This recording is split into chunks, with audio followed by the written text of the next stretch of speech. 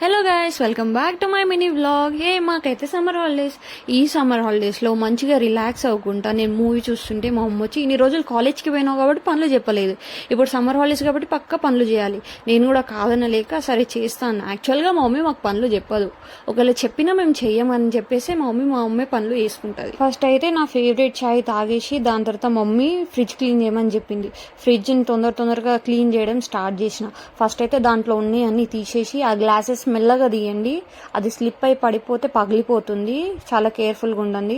దాని తర్వాత ఫస్ట్ ఆ గ్లాసెస్ అన్ని నీట్గా వాష్ చేసేసి బయట ఎండలో పెట్టేసిన. దాని తర్వాత అది క్లీన్ చేయడం స్టార్ట్ చేసిన. ఫ్రిడ్జ్ అంతా నీట్గా క్లీన్ చేయడం స్టార్ట్ చేసిన. నీట్గా క్లీన్ చేసుకున్న దాని తర్వాత ఎట్లున్నాయో ఆ గ్లాసెస్ని అట్లన్నీ ఫిక్స్ చేసేసిన. అమ్మయ్య, ఫ్రిడ్జ్ క్లీన్ చేయడం అయిపోయిందిరా బాబు అనే లోపల మా మమ్మీ ఏమన్నది, మీకు రేపు మార్నింగ్ టిఫిన్కి దోశ కావాలన్నారు కదా, దాని పిండి నానబెట్టను, దానికి ఏమేం కావాలో అంతా తీసుకొని మంచిగా వాష్ చేసేసి నానబెట్టేసిన. మీరు కూడా మీ మమ్మీకి అలా